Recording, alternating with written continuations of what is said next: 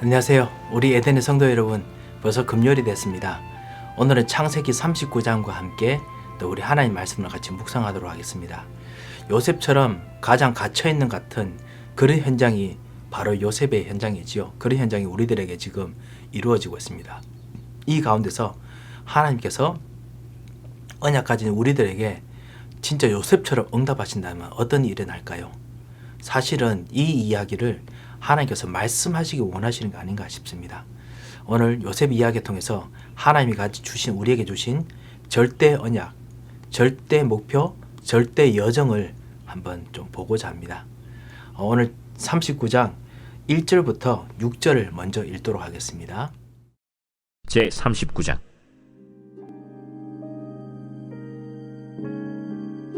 요셉이 이끌려 애굽에 내려가매 바로의 신하 친위 대장 애굽 사람 보디발이 그를 그리로 데려간 이스마엘 사람의 손에서 요셉을 산이라.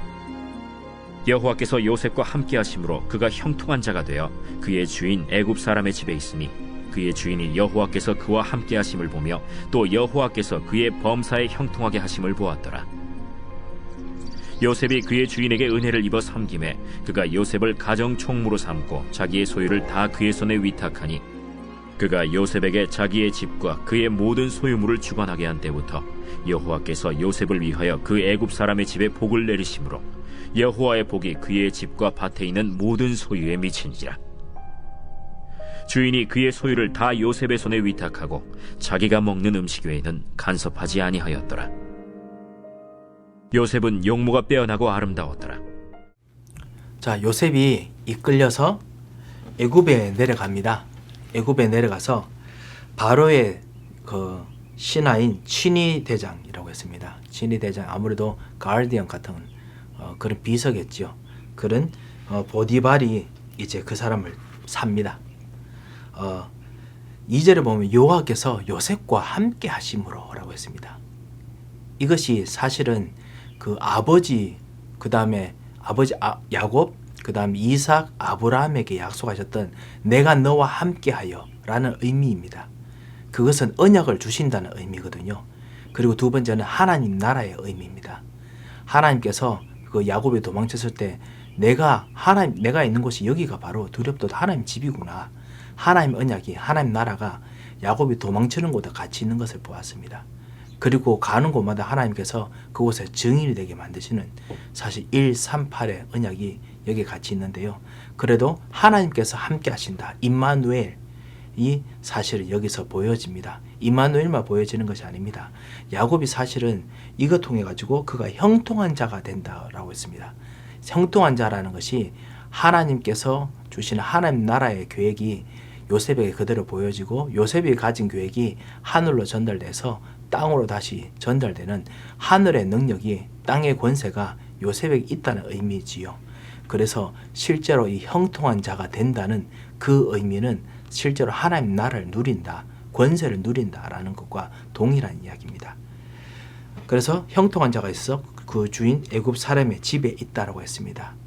사실 그 3절에 보면요, 그의 주인이 그 여호와께서 그와 함께 하심을 보고 여호와께서 그의 범사에 형통하시게 하심을 보았더라 라고 했습니다. 즉 요셉이 증인이 된단 말이죠. 138의 세 번째 증인이 된다는 말입니다.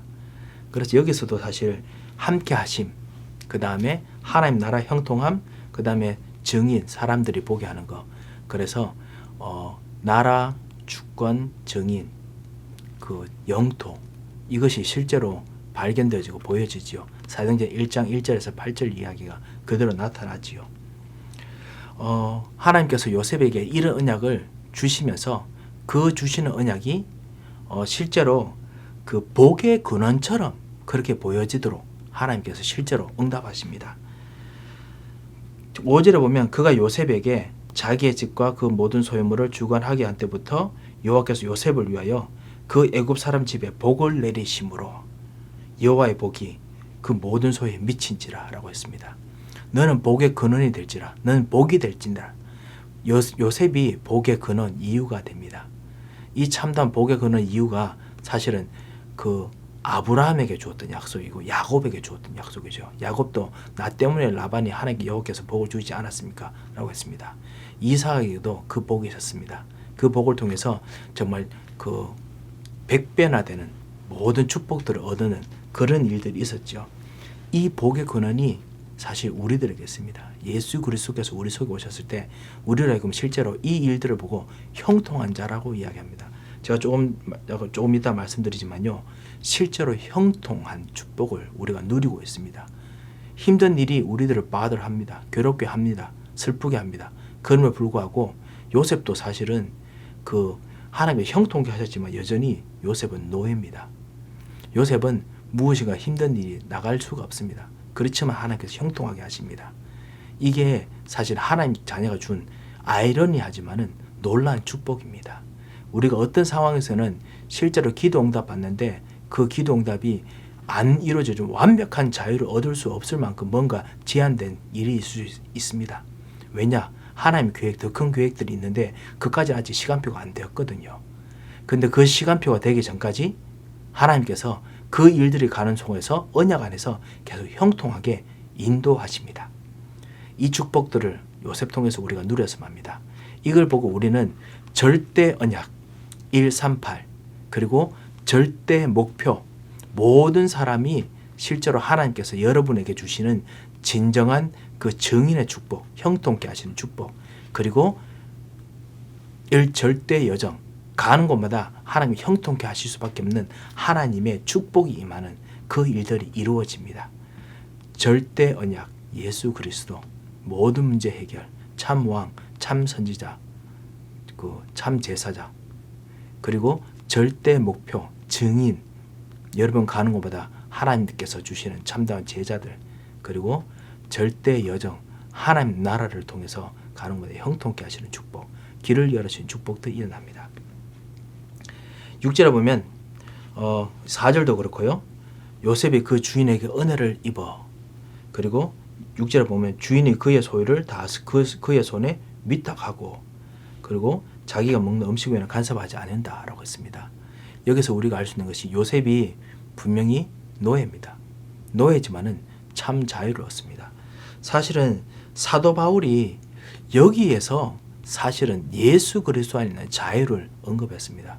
우리 잘 아시다시피 갈라디아서 그 종인데도 불구하고 그리스도 안에서 자유를 누리는 것에 대한 그 이야기, 그리스도 안에서는 이방인이나 종이나 모두가 다 자유다, 자유인이다 라고 이야기했지 않습니까? 그 이야기가 여기서 나왔습니다.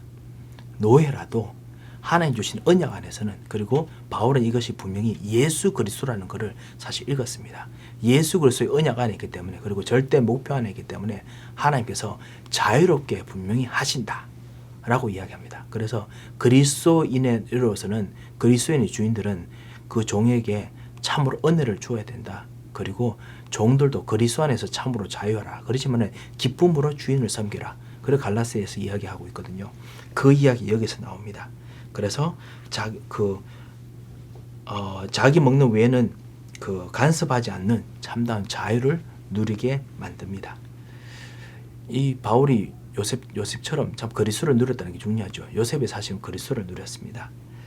요셉은 용모가 빼어나고 아름다웠더라. 하나님께서 정말 요셉 통해서 그 모든 일들이 잘 되도록 할 뿐만 아니라 참으로 또 아름답게 만들었다, 아름답게 했다고 했지요. 이것이 어떨 때는 좋지만 어떨 때는 위험한 일이기도 하지요. 조금 있다가 사실은 그 부분이 그 창세기 38장에 있는 시므온과 그리고 유다와 관련된 그런 이야기와 비교해서 나타날 것입니다. 요셉은 그리스도를 예표합니다. 그리스도께서는 사실은 별로 잘생기지 못했다고 이사야 53장에 이야기하고 있지만은, 그런 불구하고 그리스도만큼 멋있는 분이 어디 있겠습니까? 예수 그리스도만큼. 그럼에도 불구하고 정말 고난 당하셨습니다. 그런데 유다 이런 사람들은 실제로 그 별로 빼어나지 않지만은 그냥 자기 멋대로 살았거든요. 이거 가지고 진짜 그리스도의 고난과 같이 연결하는데, 제가 말씀드리고자 하는 키포인트는 뭐냐면, 요셉은 정말 그리스도를 누렸습니다. 자, 우리 7절부터 시작해서 그래서 18절 말씀까지 우리 읽도록 하겠습니다. 그의 주인의 아내가 요셉에게 눈짓하다가 동침하기를 청하니 요셉이 거절하며 자기 주인의 아내에게 이르되 내 주인이 집안의 모든 소유를 간섭하지 아니하고 다 내 손에 위탁하였으니 이 집에는 나보다 큰 이가 없으며 주인이 아무것도 내게 금하지 아니하였어도 금한 것은 당신뿐이니 당신은 그의 아내임이라. 그런즉 내가 어찌 이 큰 악을 행하여 하나님께 죄를 지으리이까? 여인이 날마다 요셉에게 청하였으나 요셉이 듣지 아니하여 동침하지 아니할 뿐더러 함께 있지도 아니하니라. 그러할 때 요셉이 그의 일을 하러 그 집에 들어갔더니 그 집 사람들은 하나도 거기에 없었더라. 그 여인이 그의 옷을 잡고 이르되 나와 동침하자. 그러나 요셉이 자기의 옷을 그 여인의 손에 버려두고 밖으로 나가매 그 여인이 요셉이 그의 옷을 자기 손에 버려두고 도망하여 나감을 보고 그 여인의 집사람들을 불러서 그들에게 이르되 보라, 주인이 히브리 사람을 우리에게 데려다가 우리를 희롱하게 하는도다.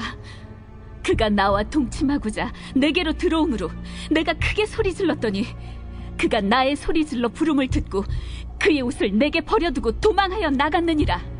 그의 옷을 곁에 두고 자기 주인이 집으로 돌아오기를 기다려 이 말로 그에게 말하여 이르되 당신이 우리에게 데려온 히브리 종이 나를 희롱하려고 내게로 들어왔으므로 내가 소리질러 불렀더니 그가 그의 옷을 내게 버려두고 밖으로 도망하여 나간나이다. 자, 7절에 보면 그 후에 그 주인의 아내, 이 보디발 아내가 요셉에게 눈짓합니다. 아무래도 요셉이 자기 어머니 라헬을 아무도 삐어 닮았나 봅니다. 그 우리 아까 읽었던 6절에 주인이 요셉은 용모가 빼어나고 아름다웠더라 라고 하는 부분이 사실은 라헬을 그 표현하는 말과 비슷합니다. 레아는 그 눈이 아름답지 이쁘지 않다라고 이야기를 해놨거든요. 그 아무도 라헬이 잘생겼던 그것 때문에 요셉도 그런가 봅니다. 그래서 눈짓을 합니다. 동침하기를 청합니다. 근데 요셉이 거절합니다. 그래서 8절에 보면 내 주인이 집안 모든 소유를 간섭하지 아니하고 나 손에 위탁하였다. 나는 진짜 자유인이다. 하지만은 그리고 8절에 보면 이 집에 나보다 큰 이가 없으며 내게 금하지 아니하였어도 진짜 나는 자유인이다. 하지만 금한 건 당신뿐이라. 왜냐하면 당신은 그의 아내임이라. 실제로 주인에 대해서 충성하는 것을 이야기합니다. 작은 일에 충성하는 것에 대한 어떤 그런 애리튜드가 있지요. 그리고 그러면서 바로 또 그거와 더 크게 그리고 또 내가 어찌 이 큰 악을 행하여 하나님께 죄를 지으리까. 이것이 하나님께도 죄가 된다라고 합니다. 주인에게 정말 충성하는 것이 하나님께 충성하는 거가 같다라고 합니다. 아까 말씀드렸죠. 갈라디아서에 있듯이 그 종, 그 다음에 주인 이 관계를 이 요셉에서 사도 바울이 얻었습니다. 그리고 이 관계를 가지고 우리와 그리스도의 관계로 그 사도 바울은 연결을 시켰습니다. 이 요셉은 사실은 그리스도를 섬기는 것처럼 사실은 그 자기 보디발을 보았던 거지요. 그래서 사실은 우리 다락방 전도에도 렘넌트들에게 항상 하는 말이 있습니다. 보수가 당신의 사장이 그 착하든지 좋든지 상관없이 하나님께 섬기듯이 하라. 작은 일에 충성하였는데 그러면 더 큰 일들을 분명히 맡기도록 예수님께서도 말씀하셨고 그렇게 하신다. 왜 그렇게 해야 되느냐? 아보려고 그러느냐? 그게 아니다. 진짜 중요할 때 복음 전하려면 이렇게 해야 된다라고 이야기를 했습니다. 바로 이제 그 이야기를 하고 있지요. 사도 바울이 픽업했는 그 아이디어를 가지고 실제로 우리들도 실제로 하려고 우리가 그런 직업 윤리를 우리 렘넌트들에게 가르치고 있습니다. 여러분께서도 그렇게 또 보시고 또 우리 모든 주변들에게 권유해주고 가르쳐주시면 감사하겠습니다. 자, 그렇게 실제로 하나님 앞에 죄를 지으리까라고 이야기를 합니다. 그래서 10절에 보면 날마다 청했지만은 듣지 않는다라고 했고 그리고 같이 있지도 않는다고 했습니다. 복 있는 사람은 악인의 꾀를 쫓지 아니하고 죄인에게 서지 아니하고 교만한 자리에 앉지 아니하며 같이 있지 않는 그 방법들을 합니다. 아주 끈적이게 하지만은 아예 이제 접근도 하지 않지요. 여인이 이렇게 하지만 안 돼서 그래서 실족할 때 11절을 보면 이제 요셉이 일을 하러 들어갈 때 아무도 없을 때 그 여인이 동침하자라고 그래서 완전히 당깁니다. 그죠? 그때 요셉이 자기 옷을 그 여인의 손에 버려두고 밖으로 나간다고 했습니다. 아무래도 너무너무 심해서 그냥 당기는 옷을 그냥 벗어놓고 도망을 치지 않았을까라고 우리는 지금 보고 있습니다. 그때 이 여인이 그것 때문에 집 사람들을 불러서 14절에 나오죠. 집 사람들이 아무래도 그 집에는 하인들이겠지요. 그 모든 일하는 사람들이겠죠. 그러면서 세 가지를 이야기합니다. 첫 번째는 뭐냐? 보라, 주인이 히브리 사람을 우리에게 데려왔다 라고 이야기합니다. 주인이 데려왔다는 부분을 이야기합니다. 이 잘못은 내가 아니다. 그 남편 잘못이다 라고 이야기를 합니다. 두 번째는 뭐냐면 히브리 사람, 인종차별에 대한 이야기를 합니다. 아무래도 그 당시에 거기서도 분명히 애굽 사람이 아닌 히브리 사람에 대해서 좀 더 차별적인 그런 것이 있었을 것입니다. 그리고 세 번째는 정말 데려와가지고 우리를 희롱하게 하는도다. 사실은 히브리 사람이라는 그 단어 자체가 애굽에게는 사실 희롱이라는 단어, 그 모욕 주고 히히낙낙거리고 웃는 거 있죠. 그거와 비슷한 단어로 쓰인다고 합니다. 그래서 어떤 언어 유희를 지금 하고 있는데요. 쉽게 말하면 이 사람들은 진짜 놀고 먹는 하하 웃고 맨날 즐기는 사람들이다 보니까 열심히 하는 척하면서 우리를 그렇게 놀리면서 한다. 이런 사람하고 어떻게 이제 하겠느냐라고 지금 세 가지를 이야기를 합니다. 그래서 나 동침하려고 해서 내가 진짜 소리를 질렀고 그래서 그 옷을 버려두고 도망을 나갔다라고 이야기합니다. 자, 그리고 난 후에 이 여인이 자기 집 주인이 오기를 기다리고 나서 거짓말로 구합니다. 어떻게 하냐? 17절에 보면 당신이 우리에게 데려온 히브리 종이 똑같이 이야기하죠. 당신이 데려왔다라고 이야기합니다. 두 번째는 나를 희롱하려고 아까 말했듯이 실제로 희롱하려고 들어왔다라고 했습니다. 그리고 내가 소리 질러 불렀다라고 했습니다. 히브리 종이라는 것도 사실은 아까 말씀드렸듯이 그 인종차별도 있고요. 그래서 옷을 버려두고 도망하여 나갔다라고 합니다. 이 옷이 그 사실 채색 옷 때문에 또 요셉이 또 애를 먹었는데 여기서 또 이 옷 때문에 애를 먹지요. 아까 말씀드렸지만 참 지난번에 말씀드렸지만은 똑같은 문제가 마귀가 계속 반복해서 생기게 만듭니다. 왜냐하면 마귀는 가문 대대로 내려오는 영적 문제, 우리 집안 대대로 내려오는 습관의 문제, 집안 대대로 내려오는 사상의 문제, 그뿐만 아닙니다.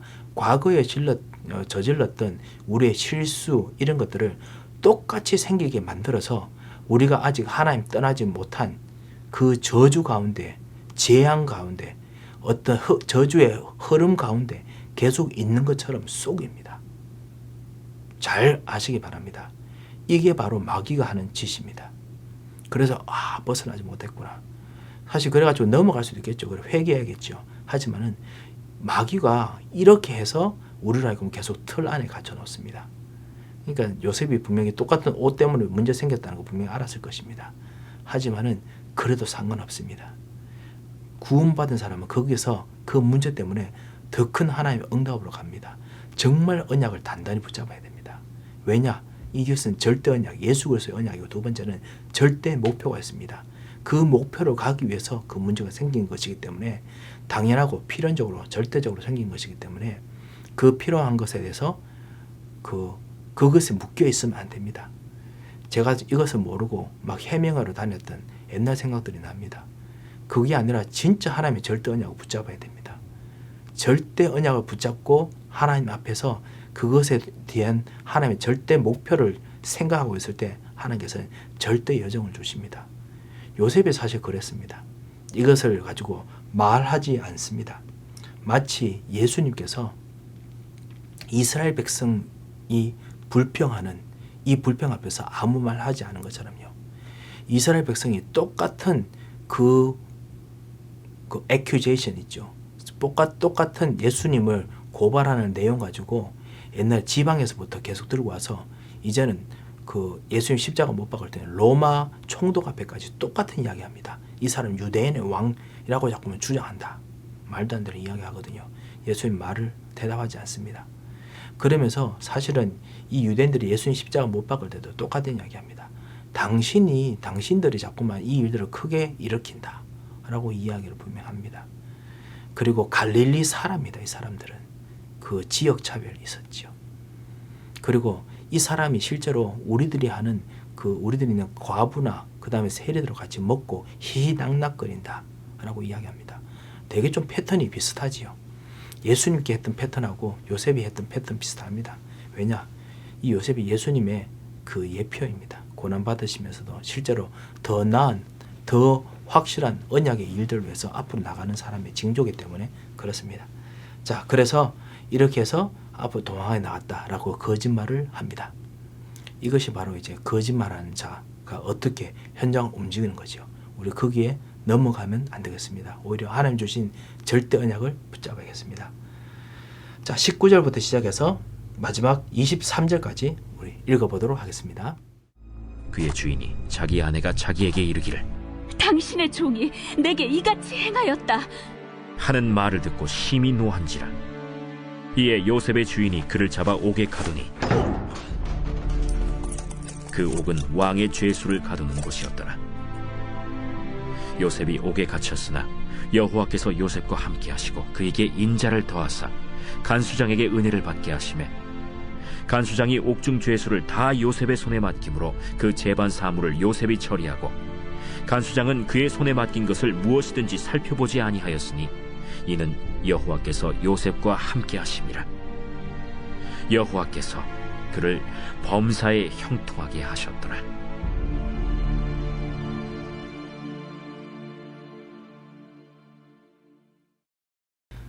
자, 우리 19절부터 우리 보면요. 자, 그 주인이 자기 아내가 말하는 걸 듣고 엄청나게 화가 났습니다. 거짓말에 속아서 거짓말대로 움직입니다. 그래서 요셉이 친위 대장이 그를 잡아서 옥에 가둡니다. 왕의 죄수를 가두는 곳이라고 했습니다. 그곳에 이제 옥에 갇힙니다. 왕의 죄수를 갖추는 곳에는 옛날엔 죄인들에게 법적인 아무런 권리가 없습니다. 이제는 더 이상 이제 벗어날 수 있는, 자기를 변호할 수 있는 힘이 아무것도 없는 완전 죽은 사람과 동일한 일이 됐습니다. 마치 먼저 구덩이에 던져짐을 당해서 죽은 노예로 가는 것과 똑같은 상황인데 더 worse, 더 힘들어졌습니다.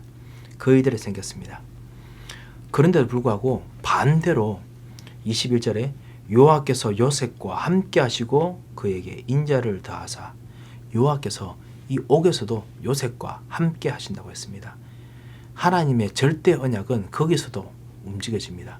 하나님의 절대 여정, 하나님 나라는 거기서도 움직여집니다. 그리고 하나님의 절대 목표는 계속 움직여집니다. 그에게 인자를 더하사 간수장에게 은혜를 받게 하시매 22절에 있는 이 내용, 간수장이 옥중 죄수를 다 요셉의 손에 맡김으로 재반 사물을 요셉에게 처리하고, 이 이야기는 사실은 창세기 39장 아까 4절에 읽었던 그 요셉이 은혜를 입어가지고 가정 총무가 되었던 것하고 완전히 똑같은 이야기입니다. 전혀 변치 않는 똑같은 하나님의 응답들이 일어납니다. 종이지만은 종 같지 않은 일들이 있죠. 제가 조금 이따 읽겠습니다. 바울이 이것도 같이 그 복음 안에 서는 사람의 자유인의 축복으로 사실 보았습니다. 그래서 간수장이 그 손에 맡긴 무엇이든지 살펴보지 않았는데, 왜냐하면 하나님께서 요셉과 함께 하셨기 때문에 그렇다라고 했습니다. 그래서 하나님께서 그를 범사에 형통하게 하셨습니다.